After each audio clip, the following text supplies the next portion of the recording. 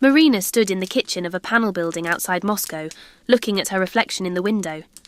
42 years old, with a plump figure she tried to hide under loose black dresses, and hair that hadn't seen any care in a year. Just a grey, featureless mass.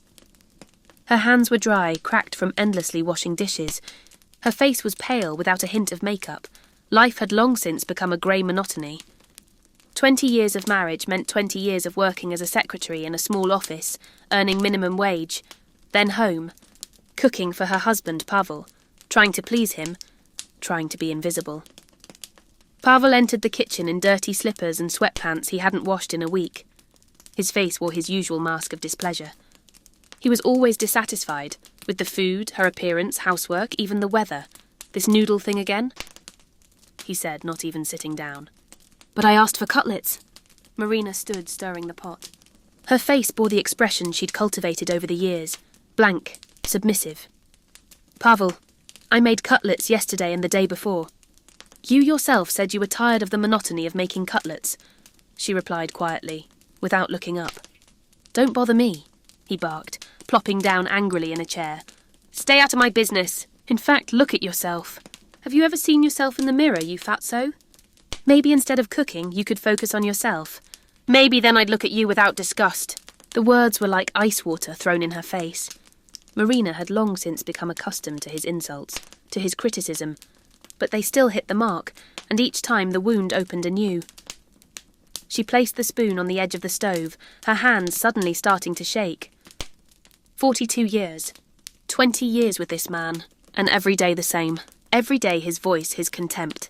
Marina silently wiped her hands on a towel, went into the room, took an old gym bag out of the closet, and began stuffing random items into it. A few t-shirts, jeans, underwear, 2 bras.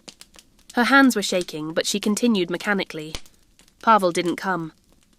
He didn't try to stop her. He didn't ask where she was going. He simply remained sitting in the kitchen, waiting for dinner. She left the house, grabbing her purse. It was cold outside. October. The leaves were falling, dirty from the rain. Marina walked, not knowing where. Her friend Oksana lived across town in the old neighbourhood. Maybe she was going to her place? The first phone call to Oksana was on the border between anxiety and horror. Oksana, it's me. Can I come over? I left Pavel.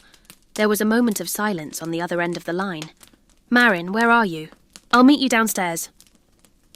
Marina spent the first week living on the couch in Oksana's small 2-room apartment, where she had long hated Pavel and never made any secret of it. I don't know how this happened, Marina said, sitting in the corner of the couch on a dark evening, clutching a cup of tea. I see no way out. I'm 42. I can't afford to live alone. You're more talented than you think, Oksana said, pouring wine. Remember when you were in university? You wrote poetry, you drew. I once saw your portfolio with designs and sketches. You were so excited about life, Marina remembered. But that was long ago, in another life when she believed in herself. That was 20 years ago, she replied. You're not dead, Marin. You were just sleeping. And now it's time to wake up. Marina didn't answer, simply sipping tea and staring out the black window. In the second week, she started going to the gym. Not because Pavel said she was fat. No, that wasn't it at all. She simply passed the gym next to Oksana's house and peered inside. It was bright. People were working out, music was playing. It seemed like something was alive. Something that moved. The trainer, a guy in his 30s, looked at her and said nothing. He simply showed her how to use the machines. Not a single comment about her weight or shape. For the first week, her muscles ached so much she couldn't climb the stairs. But she came every day. Because it was her time. No one demanded anything. No one criticised. No one looked at her with disdain. How are things at the gym? Oksana asked one evening. It's hard, Marina replied, massaging her legs. But it's good. I've never appreciated what it's like to just be for yourself. To do something not because someone else demands it, but because I want to. For the first month she hardly looked in the mirror. Then one day she finally did. The woman reflected in the mirror looked like her, but her eyes were different. Lively. In the 3rd month she went to a hairdresser. Not to the cheap salon where she got her hair cut once every 2 years, but to a real one where professionals worked. The hairdresser, a woman of about 50, looked at her carefully. What do you want? I don't know, Marina answered honestly. Something new. Something that would simply be beautiful. The stylist smiled and began working. She trimmed away dead hair and dyed it a warm brown. Then came the makeup. Marina watched a new face appear in the mirror. Not young, time had passed. But alive, interesting. There you are, the stylist said. Now you're visible. Remember that feeling? Marina remembered. It was a long time ago. Then she started buying herself proper clothes. Not black robes, but dresses that fit. Not because she wanted to impress anyone, but because clothes that fit make you look better. She began to notice that people at work treated her differently. Not because she had become physically more beautiful, simply because she now had confidence. At work, she began to speak up. At first, timidly, she suggested new ideas for office documents, for organising her time. Then she became bolder. Her boss, Igor, he was about her age, a gentle, cultured man, noticed her initiative. Marina, is this your idea? It's good. Very good. Do you think you're ready for the position of senior coordinator? A promotion. A new salary. Small but new. For the first time in many years, she felt like she could do something. She could create.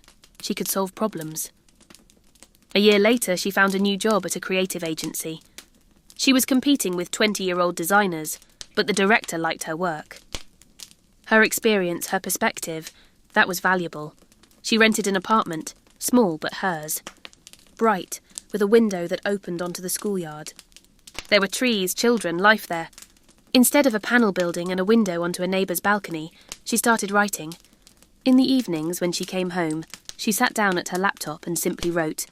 About herself, about life, about how a person can disappear into their own life, about how to return. Her blog began to gather readers. First 100, then 1,000. People wrote comments. Thank you for reminding me about yourself. This is about my life. I also thought it was too late. Then Lena from the TV channel called. I've been reading your blog for 6 months now. I'd like to offer you a show. On the channel. It'll be about people going through transformation.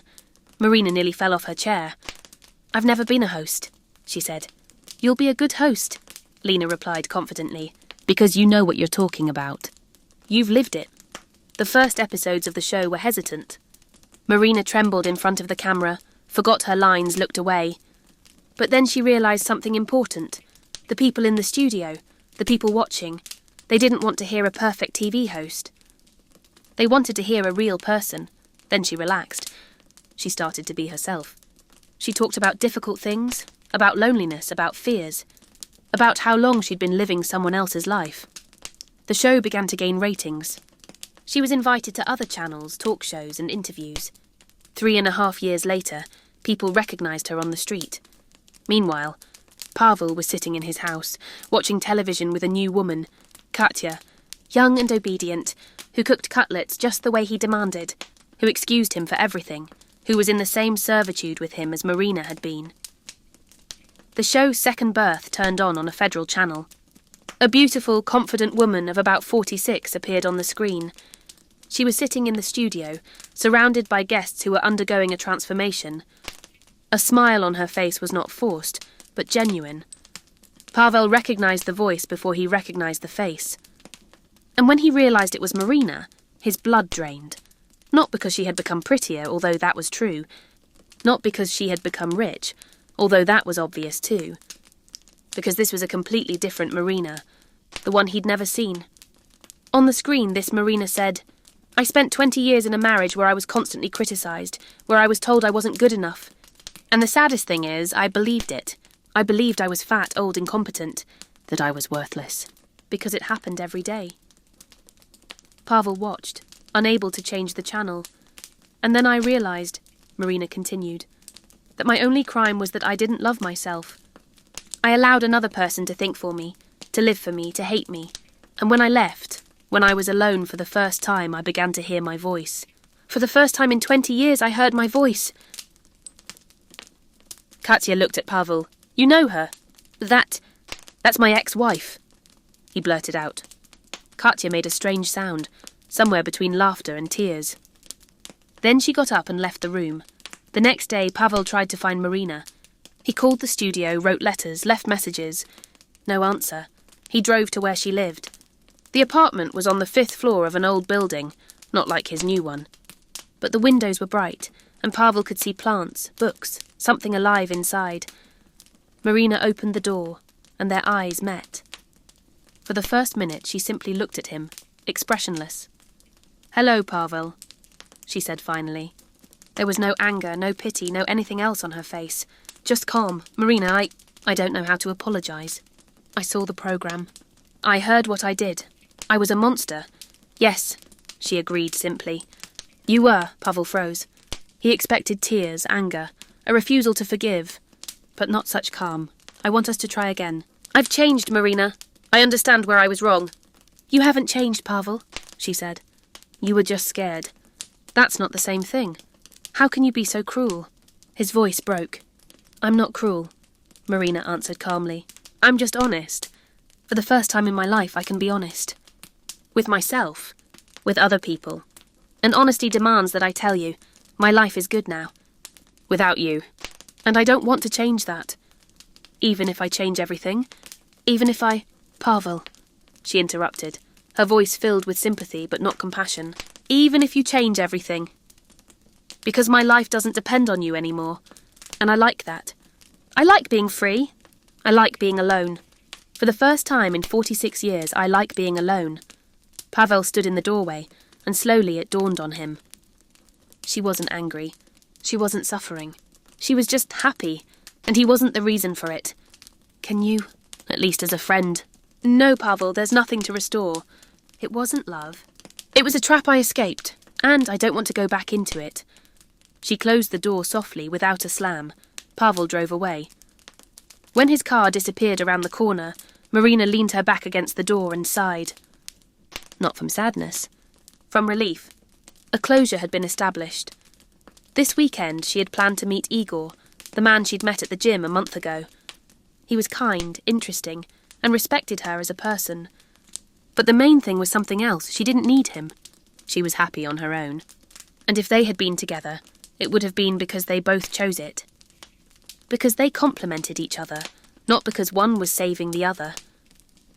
When Marina looked at herself in the mirror that evening, she didn't see what Pavel saw. She saw a woman who had walked through the darkness, who had chosen herself, who had found her path, who knew she was worthwhile, and it was a beauty that couldn't fade. Because it was within,